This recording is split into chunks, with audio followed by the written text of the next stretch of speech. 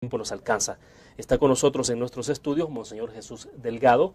Él es vicario episcopal de Educación y Cultura y párroco de la Iglesia San José de la Montaña. Monseñor, qué gusto que nos acompañe. Bienvenido. Gracias, William. Gracias por invitarme. Con mucho gusto.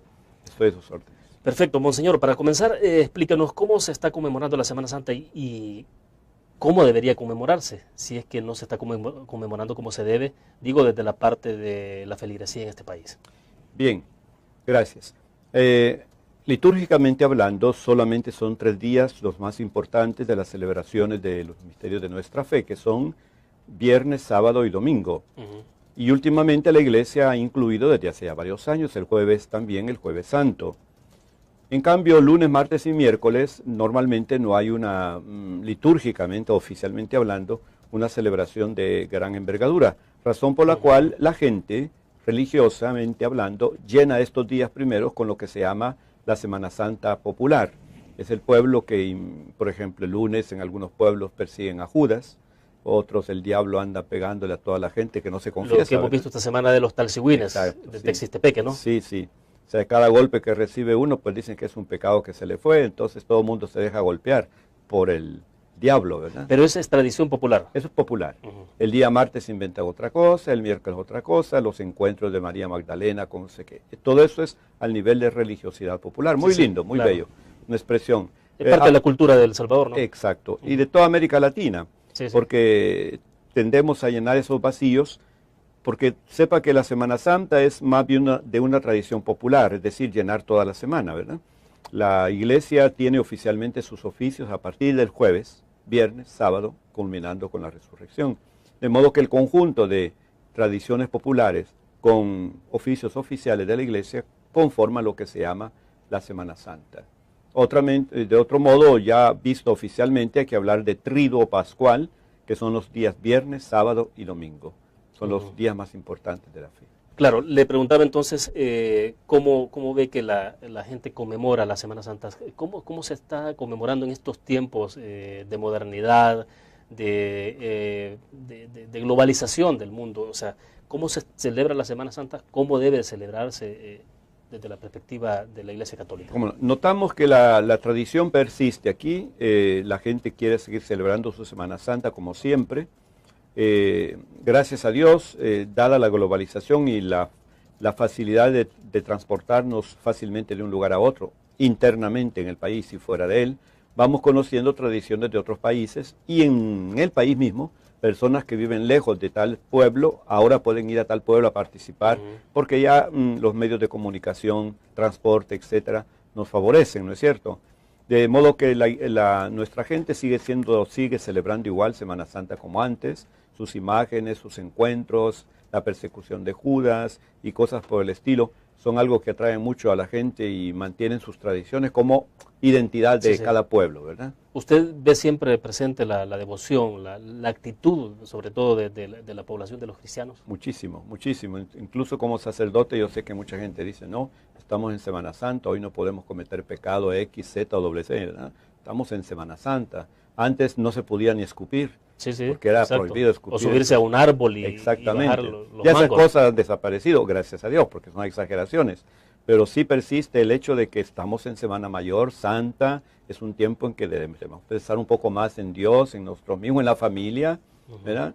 Y cosas por el estilo. Creo que sí, nuestras tradiciones en América Latina sí persisten, en otras latitudes del mundo no, ha disminuido todo eso, ¿verdad? Quizás andan en búsqueda de una nueva forma de celebrar su fe.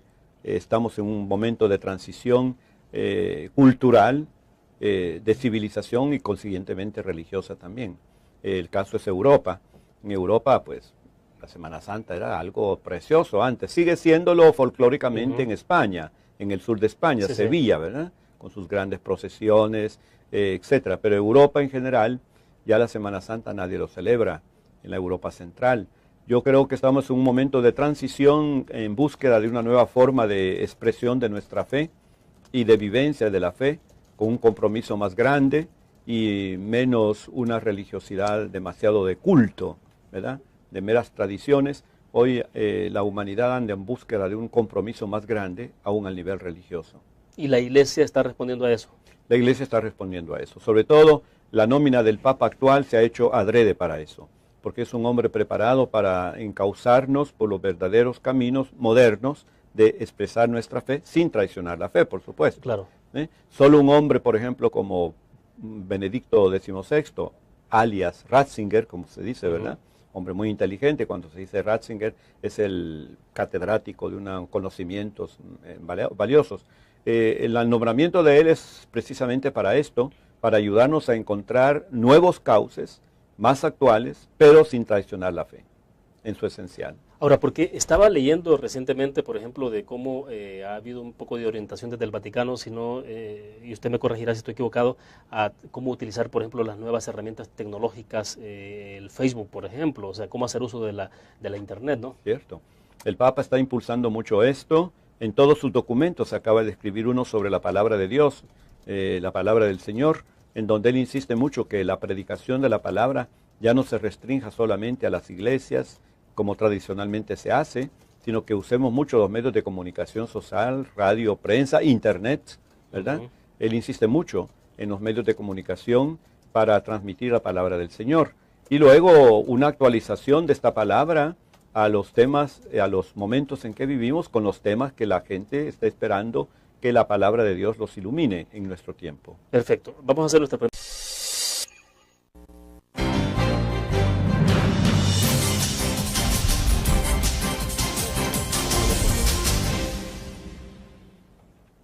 Está con nosotros en nuestros estudios Monseñor Jesús Delgado, vicario episcopal y párroco de la Iglesia San José de la Montaña. Monseñor, ¿será que la gente está interiorizando, no solo en estos días, sino permanentemente, el pensamiento de Dios y el mandato de Jesús?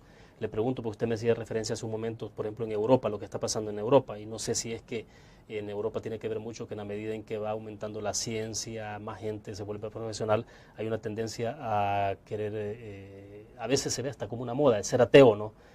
Ser ateo, bueno, como que es una moda, da un poco de, como dicen algunos, un poco de aire de intelectualidad. Sí, existe, claro, en todo momento de transición de un tipo de civilización y cultura a otro, siempre existen exageraciones de una parte y otra. Por ejemplo, confrontar la ciencia a la fe es un error. El Papa lo está diciendo, tenemos que usar la ciencia, la técnica, y esto al servicio de la fe y de la palabra de Dios. No hay contradicción, ni hay tampoco incompatibilidad, al contrario. Entonces, Benedicto XVI está haciendo hincapié cómo un hombre científico y un hombre de técnica puede lograr por la ciencia y por la técnica la fe, alcanzar la fe incluso. De ahí la esperanza que tiene el Papa que un continente europeo que está muy centrado en la técnica y en la ciencia, logre por fin expresar su fe de ese modo, que sería una conquista maravillosa. Pero al principio siempre hay tendencia a decir que es incompatible o la ciencia o la fe o la razón o la fe. Y no hay ninguna contradicción. Para nada, para nada. O sea, un científico, un buen profesional también puede ser un cristiano, un creyente, alguien de mucha fe. Es claro que sí, siempre lo fue así. El problema de hoy es encontrar el modo cómo empatar estas dos dimensiones y manifestarla y vivirla. ¿Pero en qué momento ocurre ese divorcio? ¿Es que deliberadamente se hace en algún momento? No, esto ocurre hace como 4 o 5 siglos atrás. Hasta entonces la Edad Media estaba centrada en Dios, era una ciudad teocéntrica, ¿verdad? Una civilización teocéntrica. Se nota en las ciudades de Europa, en donde la iglesia está en el mero centro, en la parte más elevada y todo en contorno a él. Cuando viene Copérnico y dice, deme un punto de apoyo, yo voy a mover la tierra, entonces el hombre empieza a cobrar más poder, ¿verdad? Ya no es el sol que gira en torno a la tierra, como se decía en la Edad Media, sino la tierra que gira en torno al sol. Entonces ya no es el hombre que gira en torno a Dios, sino Dios que tiene que girar en torno al hombre. Empieza un cambio del teocentrismo al antropocentrismo, se pone al hombre en medio y desde ese momento empieza a cultivar todo lo que es la razón, la ciencia, la técnica, en un principio diciendo que esto no era compatible con la fe, como suele suceder al principio, ¿no? Y poco a poco se van encontrando las dos aguas, los dos remansos, en una fusión armónica. Ahora, en las circunstancias, puesto que estamos hablando también de la Semana Santa, desde luego, ¿cuál es el mandato del Papa Benedicto XVI? ¿Cómo se debe de enfatizar en la reflexión espiritual en estos días? Él nos ha propuesto una peregrinación a través de 5 estaciones que nos han llevado hasta acá. La primera es ir al desierto con Jesús, la segunda es acompañarlo al monte Tabor, La tercera es encontrarse con él y la samaritana en el pozo de Jacob. La cuarta es encontrarse con el ciego que Jesús cura a la vera del camino.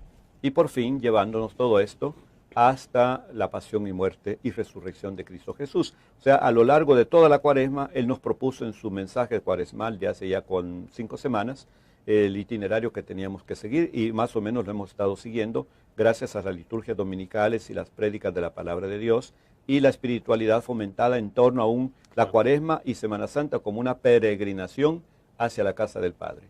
Pero como una actitud y una visión permanente, no solo para una semana. O sea. No, eso es permanente, para toda la vida. Nada más que Él inculca para este tiempo de Semana Santa y Cuaresma ciertas prácticas que siempre la Iglesia las ha favorecido. Una atención más grande a los pobres, a los más necesitados, lo que se llama la caridad. ¿Verdad? Luego una intensa vida más de oración, menos de rezos, o sea, no rezar tanto, sino orar más con la palabra de Dios, con la Biblia, meditar la palabra y llevarla a la vida. La oración, un poco de penitencia también. La palabra penitencia tiene que ver mucho con resarcir las culpas de nuestros pecados, cuya penitencia mayor es el amor, vivir como amor, hermanos, reunirse en familia de nuevo, volverse a encontrar los que andábamos dispersos, porque no hay expresión de amor más grande que la de vivir juntos como hermanos. Todo esto son prácticas que el Papa nos propuso para esta cuaresma. O sea, todo lo que vemos se resume en cuestión práctica, ¿no? En la actitud de la gente en sus actos diarios. Exactamente. Pero ¿será que a veces como que se tiende mucho a distanciar y decimos, bueno, dejar la Semana Santa únicamente para esto, o como decir, vamos a ir a misa únicamente el domingo, pero ¿qué pasa con los 6 días de la semana restantes? Sí, bueno, no todos los católicos y cristianos en general seguimos el mismo ritmo de vida cristiana. Hay algunos que se entregan mucho más al apostolado, al testimonio de su vida cristiana a través de la pastoral, de la ayuda a la iglesia en sus diversas dimensiones que tiene, ¿verdad? De ayuda a los pobres, clínicas, exacto, escuelas, etc. Pero hay otros que llevan otro ritmo, hay algunos que ni van a la misa los domingos, pero hacen alguna obra de misericordia o algo, cosa por el estilo.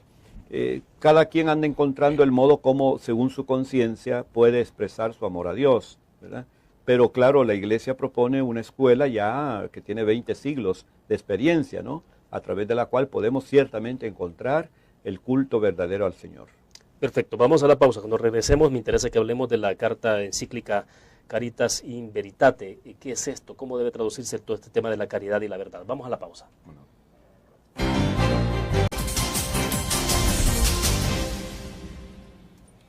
Monseñor Delgado, en 2009 entonces Benedicto XVI escribe la carta de la encíclica Caritas in Veritate y me llama la atención porque está dedicado exclusivamente al tema de caridad.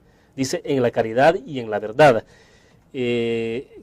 ¿Cómo es que surge, digamos, o surgirá esto en el pensamiento de Benedicto XVI de plantear este tema en la caridad y en la verdad en las circunstancias actuales que tenemos en el mundo?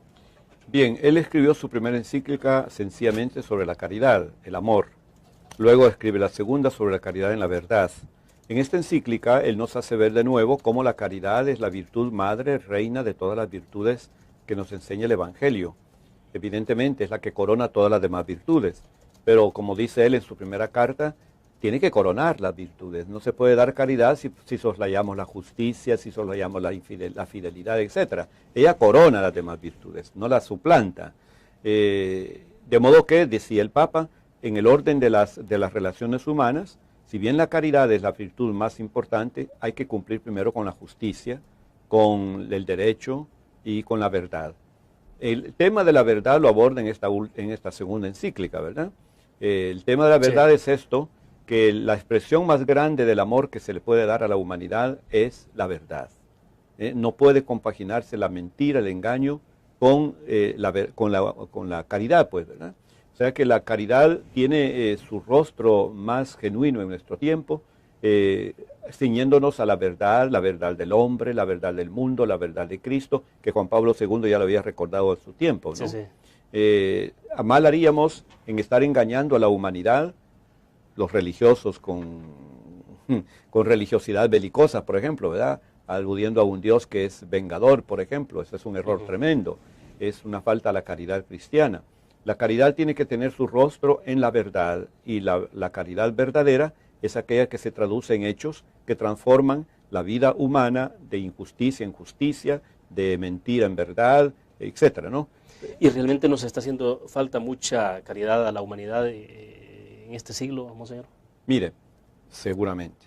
Porque como le digo, no puede la caridad coronar lo que no hay. Si no hay Cuando no hay caridad, ¿qué tipo de humanidad estamos creando? ¿Qué hombre? Si no hay caridad es que nos están fallando todas las demás virtudes, tanto sociales como políticas, como humanas. Porque no logra la caridad coronar nada, porque no hay nada que se construye. De ahí la importancia de construir una sociedad más justa, más humana, más recta, más progresista en el bien.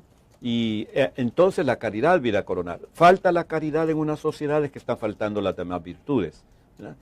Porque no hay que confundir la caridad con dar limosna. Sí, le decía en el corte comercial, a veces se pensaba mucho antes, sobre todo, de que la caridad, bueno, es dar prácticamente lo que me sobra y ayudar al prójimo. Sí, o sea, no, claro que no. Es una expresión de la caridad en su más expresión la más trivial, diría yo, dar limosna, que el Papa la recomienda para el tiempo de la Cuaresma. Pero la caridad consiste en una adhesión total de fraternidad, de justicia, de amor, de paz, de esperanza, en una humanidad que crece juntos, ¿verdad? Juntos, solidariamente hablando. Entonces, claro, viene la caridad coronando todo eso. Si no hay la base, no puede haber corona. Si no hay cabeza donde poner la corona, no hay caridad. Y la cabeza de la caridad es la justicia, la fortaleza, la fidelidad, todas las demás virtudes, tanto morales como humanas. De hecho, estaba leyendo la introducción de la carta de la encíclica de Benedicto XVI y dice él, el amor, entre paréntesis, caritas, es una fuerza extraordinaria que mueve a las personas a comprometerse con valentía y generosidad en el campo de la justicia y la paz. O sea, justicia y paz de la mano. Exactamente. Que son la justicia y la paz preceden en la tierra a la caridad. Y cuando la justicia y la paz se dan, la caridad se hace presente coronando esas virtudes. La virtud que prevalece en el cielo es la caridad para siempre, porque Dios es amor, ¿verdad? Ahí han desaparecido todas las demás virtudes. Pero aquí en la tierra, dice Santo Tomás de Aquino, el más grande teólogo reconocido por la Iglesia Católica, la virtud más importante mientras estamos en la tierra es la justicia, pero la caridad sigue siendo mayor que ella, que la vendrá a coronar cuando la justicia, y etcétera, se haya cumplido. Entonces creo, junto con la justicia va la verdad, y la verdad es esta, que únicamente cuando cumplimos con las demás virtudes sociales, humanas, políticas, etcétera, podemos hablar de caridad. Está haciendo falta en todo el mundo mucho la justicia y la paz, porque vemos conflictos por todos lados, ahora una gran efervescencia social y política en el Medio Oriente, por ejemplo, casi para todos lados donde uno mira hay bastante convulsión. ¿Qué es lo que está ocurriendo, monseñor? Pues ante todo, diría yo, se está perdiendo el sentido de humanidad. O sea, los poderes de que llama la Biblia ídolos, el dinero, el poder político, el poder militar, están prevaleciendo sobre el respeto a la persona humana. Hoy los hombres somos tomados como piezas que usamos para traficar el narcotráfico, para llevar armas, Lo importante es el tráfico del narco, el tráfico de armas, las guerras y todo eso. De modo que lo que está fallando a la humanidad es fatal, pero es la falta de sentido de humanidad que tenemos para nosotros mismos. A veces se dice que la vida no vale nada en ciertos países, exacto, ¿verdad? Bueno, en El Salvador mismo tenemos 13 homicidios a veces en el día. Imagínese. ¿Eh? Entonces, mientras tanto, se le rinde culto a los aparatos, a los celulares. ¿Cuánta gente mata por tener un celular último modelo, ¿no? Para quitárselo? La vida no vale nada, pero el celular vale más. O sea, estamos invirtiendo los valores y claro, en ese sentido andamos fuera del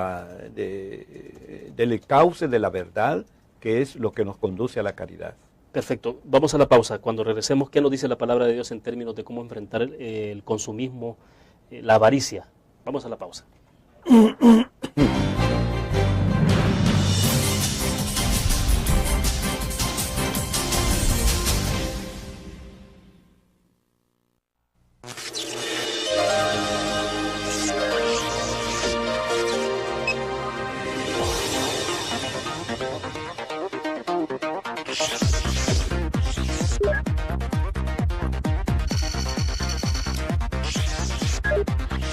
Estimulamos tus sentidos para que leas, veas, escuches e interactúes con la verdad.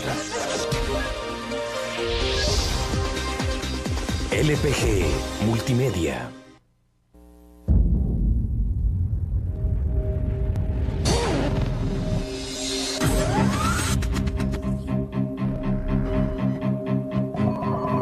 El inicio de una estrategia financiera desde los negocios y la actividad económica hacia toda Centroamérica.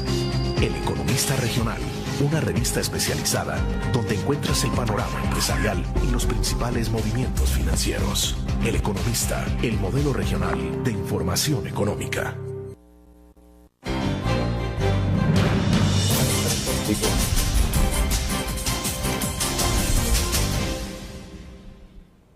Espiritualmente hablando, monseñor, entonces, ¿cómo abordar el tema de la avaricia? Usted mencionaba el caso de los celulares, que tiene que ver con todo este tema del consumismo, y cómo a veces pretendemos darnos lujos que no tenemos capacidad de cubrir por nuestros trabajos. Pues, Sí. o sea, lo que ganamos a veces no nos alcanza, pero que queremos tener el vehículo del último modelo, queremos andar con el celular de la última generación. Entonces, espiritualmente, ¿cómo enfrentar este tipo de cosas? Es una buena pregunta. Bien porque tengamos celulares, bien porque tengamos una técnica maravillosa al alcance del hogar, al alcance de la escuela. Ojalá crezca más toda esta técnica, porque crece más el poder de la ciencia y del progreso. Pero el gran problema de hoy es que estamos perdiendo el sentido de los valores humanos. Queremos llenar el vacío de un amor que no existe, de una fidelidad que no existe, con cosas de este mundo. Y eso es muy grave. Que la ciencia exista, y ojalá siga existiendo más, que el progreso de la técnica sea mayor, que todo esto venga a ayudarnos más y más, bendito sea Dios, pero que esto venga a reemplazar el amor, el cariño, el respeto al otro, ¿verdad? Eso es bien grave. Y eso es lo que estamos perdiendo hoy, el sentido de la relación humana y el sentido de llenarme yo mismo del espíritu, como usted decía, que nos está faltando en el espíritu. Es el espíritu de humanidad, el sentido del ser humano, de la grandiosidad que somos, la grandeza de los seres humanos creados por Dios. El gran peligro lo están recalcando, Juan Pablo II lo recalcaba, que decía Juan Pablo, la ciencia, y lo repite Benedicto XVI, la ciencia es un valor ambiguo.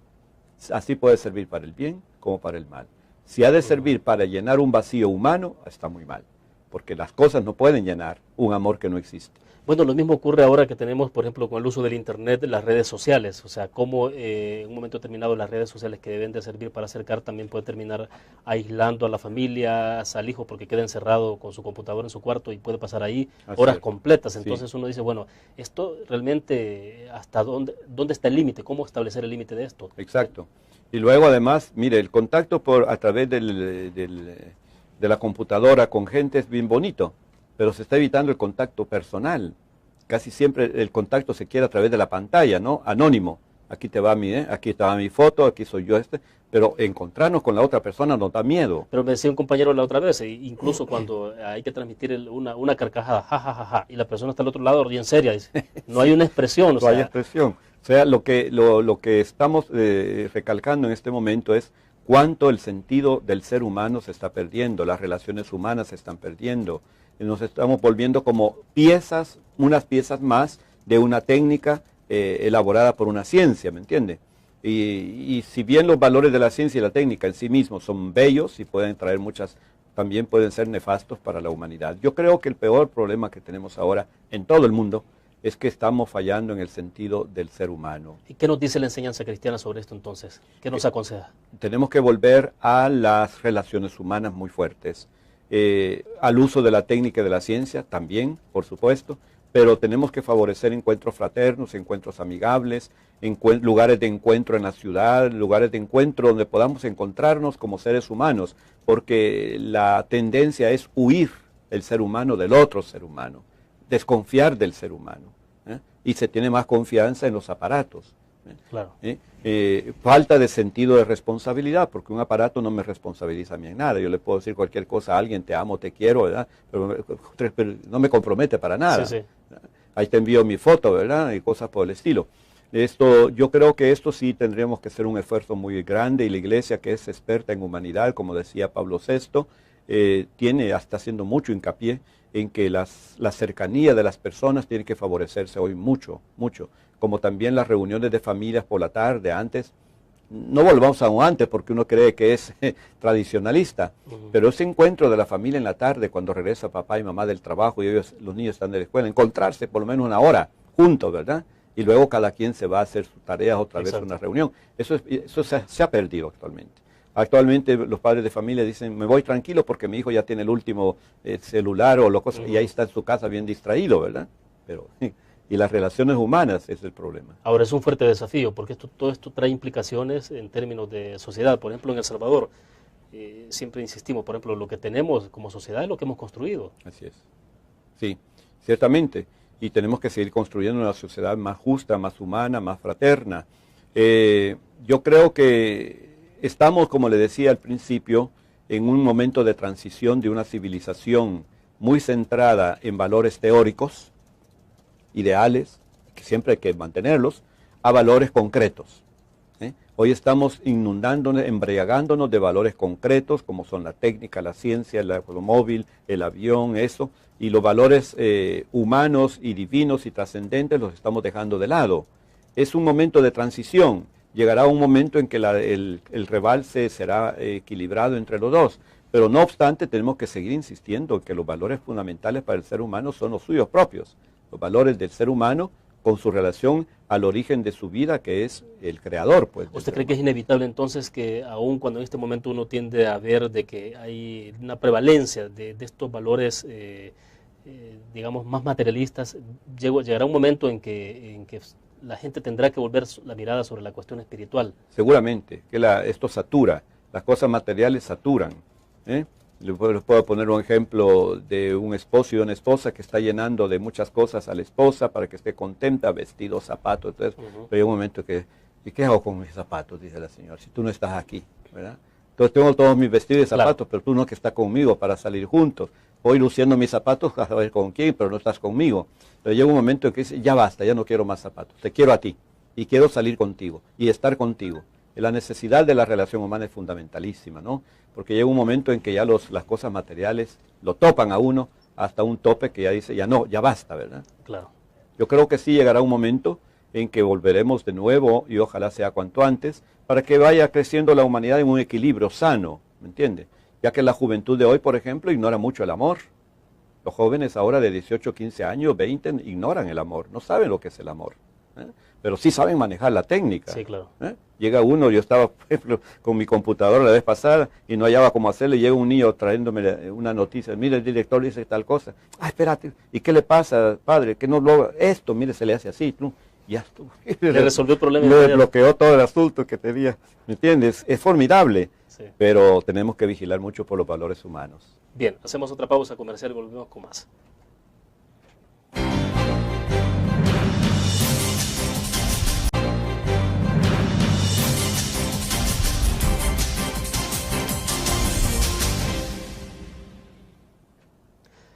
Monseñor, quiero que hablemos un poquito más adelante también del caso de cómo avanza el proceso de beatificación de Juan Pablo II, la situación misma de Monseñor Romero, pero antes de que lleguemos a esto, quiero conocer su reflexión, su opinión entonces, en el caso muy particular de El Salvador, ¿qué tipo de sociedad es la que tenemos ahora y qué es lo que nos está haciendo falta, Monseñor, ante una situación que tenemos de violencia generalizada? En algún momento decíamos, bueno, el país tan violento, considerado con tanta violencia a nivel mundial. Hubo un funcionario norteamericano de alto nivel que nos comparó incluso por arriba de Irak en términos de violencia, la cantidad de gente que está muriendo, 13 homicidios diarios en promedio. ¿Qué es lo que nos está haciendo falta en este país? Bueno, somos un pueblo muy religioso, no cabe duda. Creemos todos en Dios, aun aquel que dice que no cree, cree que cree de otro modo. Todos tenemos una cepa común de una tradición cristiana muy fuerte. Lo que pasa en nuestro país es que las relaciones humanas entre los salvadoreños no han sido bien cultivadas. Por un lado, hemos vivido cada quien por su lado, jalando por su lado, sin un sentido de fraternidad, sin un sentido de comunidad, de corresponsabilidad. Si usted ve, por ejemplo, cuando manejamos por nuestras carreteras y calles, aquí cada quien, aquí voy yo, que se aparten los demás, ¿verdad? Porque aquí voy yo. Y cada quien piensa así, imagínense qué líos nos formamos. cosas tan ordinarias y tan triviales manifiestan la falta de solidaridad y de fraternidad que existe entre nosotros. Yo creo que un cultivo de estos valores humanos que nos lleve a un encuentro de cercanía entre nosotros, que salgamos del individualismo, que pensemos como un bien común de todos, que la salvación de nuestro país y la de todos los países, la nuestro, para hablar del nuestro, consiste en que todos nos pongamos el hombro el uno a los otros, ¿verdad? Dice Benedicto XVI, habla del bien común, ¿no? Sí. Hay que tener, dice, también en gran consideración el bien común. Amar a alguien es querer su bien y trabajar eficazmente por él. Ciertamente. Si perdemos de vista el bien común y nos enfrascamos en el individualismo, aquí cada quien sálvese quien pueda, y cada quien por sí mismo, yo creo que andamos bien perdidos. Fíjese que hay un asunto. Traigo un ejemplo. Radio María es una radio católica que actúa solo con voluntariado. Bueno, ¿cómo cuesta hacer el voluntariado aquí en este país? Difícil. Los que han tenido a Radio María a su cargo lo pueden testimoniar, siempre hablan, pero el voluntariado. Hoy hay un programa, parece ser, de alfabetización, que está basado también en voluntariado. No logra arrancar ese programa porque no hay voluntariado. ¿Qué significa? Que los salvadoreños no pensamos en el bien del otro. No somos solidarios todavía los unos de los otros. Cada quien piensa en su propio bien. Yo tengo que salir adelante en lo mío, ¿verdad? No, y ocurre incluso en las colonias. Por eso es que en el tema de seguridad también hay tanta falencia, ¿no? Porque en una colonia no necesariamente estamos pendientes de lo que ocurre en la casa del vecino para ver cómo lo ayudamos, sino que cada quien los 4 metros cuadrados. Así es. Vivimos en un individual. Esto viene de lejos, porque vivimos en un país pequeño, en donde la cultura no ha echado raíces todavía. Acordémonos la deserción escolar que había hasta hace poco, a los 3er grado muchos niños se iban de la escuela, se iban a las calles a pedir a esto o lo otro. La deserción escolar sigue siendo igual, aun los que llegan a altos niveles de universidad dejan de actuar como universitarios, como profesionales, se meten a hacer otras cosas. La falta de cultura es esencial en nuestro pueblo. Creo que la educación cultural que nos hemos dado, que nos han brindado, es bastante deficiente. Faltando la cultura, pues faltan las relaciones humanas y se vuelve uno muy materialista, muy egocentrista y muy utilitarista, o sea, utilizándonos los unos a los otros, ¿me entiende? Yo tengo amistad con alguien hasta tanto me es útil esa persona. Claro, pero una sociedad actuando de esa manera no tiene rumbo, no tiene sentido. No tiene sentido y no tiene valor. Y nosotros mismos no nos valorizamos. Entonces aquí cada quien, como decía antes, ordeña la vaca hasta donde le dé para sí, ¿verdad? Y cuando terminó se va y punto, y que vean los demás qué hacen. Los gobernantes a veces pues dejan enjaranados los países, hay que ver el otro cómo hace, ¿verdad? Sí. Y cada quien le va dejando al otro, hay que ver el otro cómo hace. No tenemos un sentido ni de historia, ni de proyección de futuro, porque no hay un sentido fuerte de solidaridad. ¿Pero qué será entonces? ¿Vamos a esperar hasta que nos llegue el agua a la nariz, como decimos? Pues nos va a llegar hasta la nariz, ¿verdad? Y entonces vamos a decir, ya es muy tarde tal vez, ¿verdad? Y eso es lo que hay que evitar. Yo creo que tenemos que levantar el nivel de cultura, el nivel de solidaridad, el nivel de corresponsabilidad, o como lo dice Juan Pablo Benedicto, con sentido de bien común. El bien es para todos, cuando todos trabajamos para ese bien conjuntamente. Y esto creo que sí es bien importante aquí en nuestro país, ciertamente. Es complicado enfrentar todo esto, ¿no? Cuando tenemos un mundo totalmente globalizado, cuando dependemos, cuando hay más dependencia de uno del otro. Sí, es más difícil todavía cuando todos los problemas se abordan a nivel político. Ese es otro problema que tenemos, un mal que tenemos en El Salvador, que siempre traducimos a nivel de política y politiquería todos los problemas. Y no es así, la política no hace más que complicar los problemas que ya son bien difíciles. Tenemos que buscar la solución de nuestros problemas en un sentido humano, de un gran sentido profundo de humanidad, y a esto vienen a ayudar la economía, la política, pero politizarlo todo es meternos en un laberinto que no tiene salida, y solo estaremos complicándonos más y más todavía. Y el país sí marcha mucho sobre eso, ¿no? Somos demasiado politiqueros en este país, nos han educado para eso, ¿verdad? Y además falta de cultura, tenemos una politiquería de bajo nivel, o sea, más a nivel de chismes, más a nivel de aprovecharse el uno del otro, mientras vos tenés de poder aprovecharte cuanto antes, porque después hay que ver el otro que hace. O sea, yo creo que uno de los males es esto, falta de cultura, queremos reemplazar la cultura con poderes políticos, y esto no marcha bien. Bueno, perfecto. Vamos a la pausa y cuando regresemos hablemos del proceso de beatificación de Juan Pablo II. Volvemos.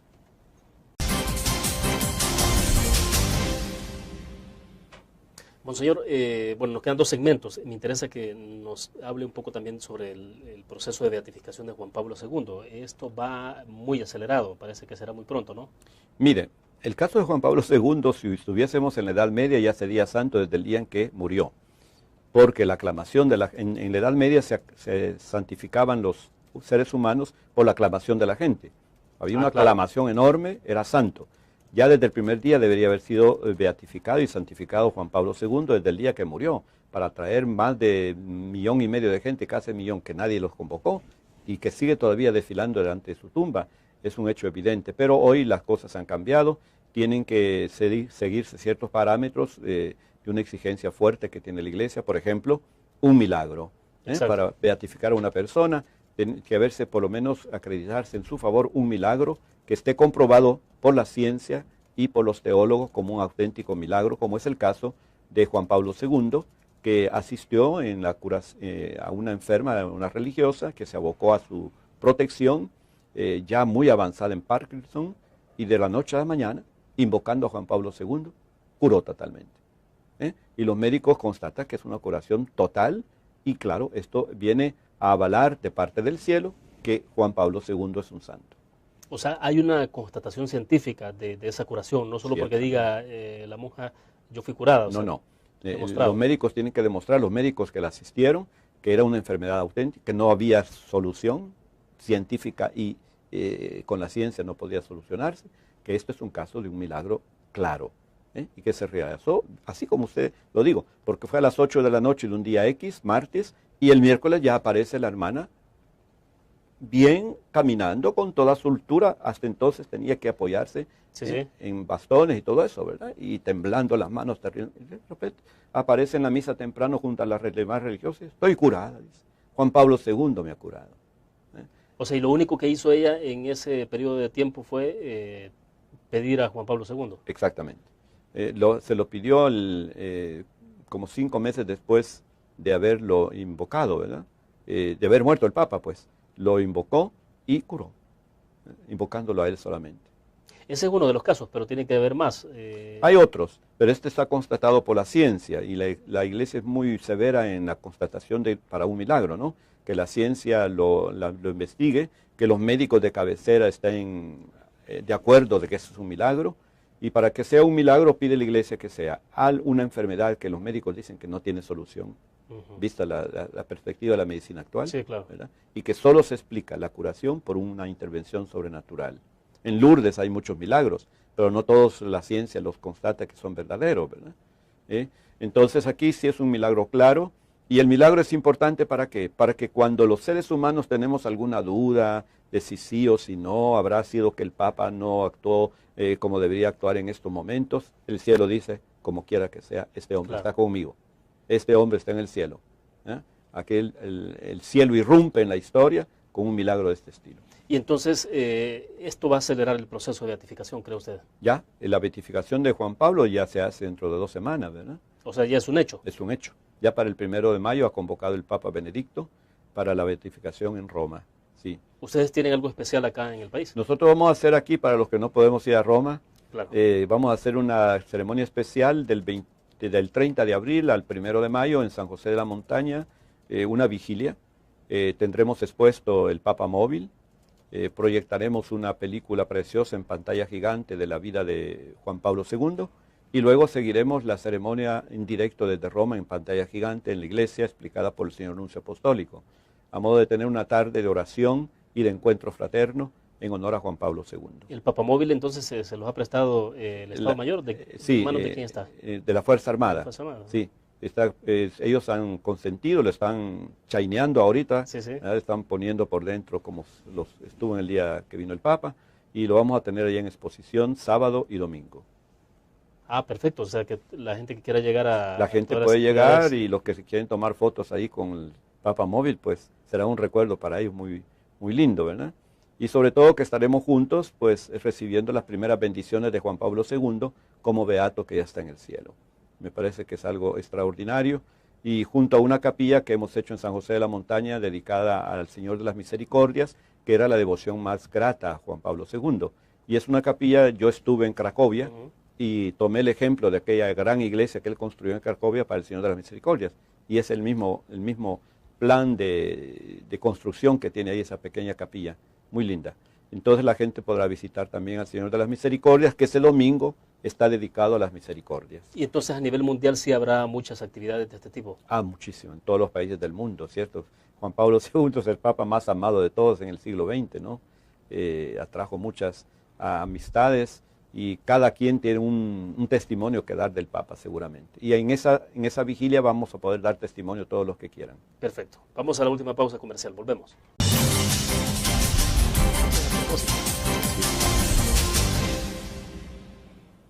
Bueno, estamos al cierre de la entrevista en línea. Nos quedan 7 minutos. Monseñor Delgado, hablemos ya ahora del caso concreto del proceso, del caso de Monseñor Oscar Arnulfo Romero, ¿Cómo no? puesto que recientemente estuvimos también en conmemoración.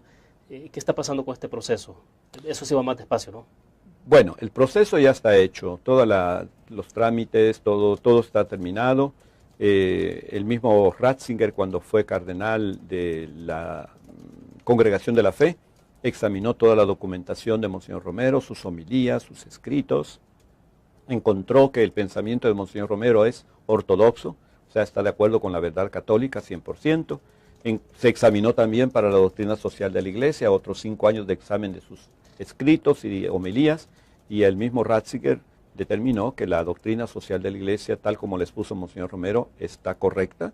Por lo tanto, doctrinalmente hablando, que es un punto muy importante para beatificar a alguien, ¿verdad? Sí, Porque sí. si hay un fallo en la fe, evidentemente no se puede canonizar a nadie.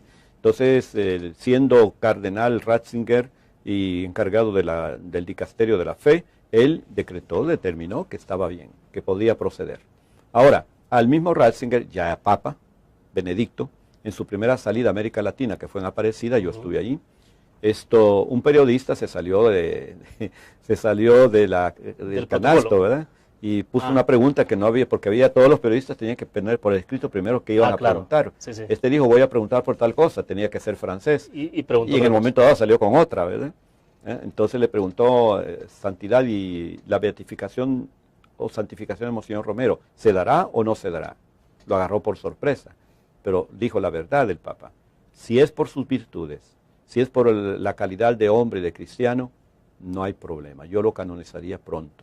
Pero el problema es que en su país es todavía una bandera discutida y no hay una serena aceptación de un hombre que fue verdaderamente cristiano. De modo que hasta que esa situación no se remedie o no se armonice, parecería que mejor no se canonice todavía a Monseñor Romero. Pero entonces se podría pensar que en un futuro, no sé, tengo la impresión de que en un futuro bastante inmediato sí pueda ocurrir en términos de la aceptación que está habiendo localmente. Me parece que ya, sí. Bueno, la visita que hizo el presidente de Estados Unidos, Barack Obama, a la Sí. tumba de Monseñor, mandó un mensaje, Sí. bueno, fue un acto que nadie esperaba. El problema, como decíamos antes, que aquí politizamos todo, ¿verdad? Claro. Entonces, a Monseñor Romero se le ve solo como político. Yo acabo de escribir un libro que no es un hombre de una vida interior maravillosa, precioso. Yo encontré los documentos de su niñez, de su infancia, pero cuando era joven estudiante en Roma, su vida espiritual preciosa, y la comparé con sus diarios espirituales de arzobispo, maravilloso. Esa dimensión de Monseñor Romero casi nadie lo pone de relieve. Entonces, claro, mientras los políticos manejen la figura de Monseñor Romero, no vamos a tener beatificación. O sea, se le hace mucho daño a Monseñor cuando se le ubica derecha, izquierda y se le pone esa viñeta. Así es, se le hace un daño tremendo. Por eso un expresidente de este país, muy católico además, dijo, sí, yo creo que van a beatificar a Monseñor Romero, pero tendrían que pasar por lo menos 3 generaciones antes de que esto suceda. O sea, que no esté la generación que fue la que presenció todos los acontecimientos No, eso tiene lamentables. que pasar, luego otra y luego una tercera. O sea que ya lo canonizarán cuando ya nadie sepa quién es. Entonces, dice uno, ¿para qué sirve entonces la canonización? Porque tienen que servir estos hombres de modelos para nosotros, ¿verdad? Para los que vivimos. Pero está trascendiendo, Monseñor Romero, tengo la impresión. Bueno, la trascendencia de Monseñor Romero es enorme, enorme, en el mundo entero, ¿no es cierto?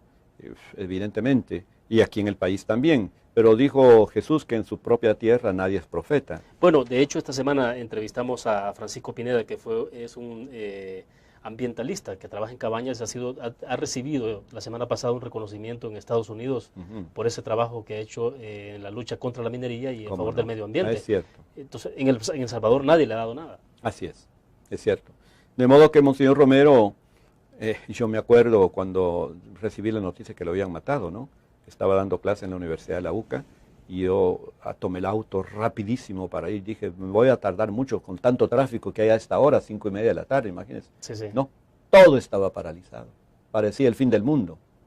Todo, autobuses, todo paralizado. Llegué en menos de 5 minutos en una distancia de casi 2 kilómetros.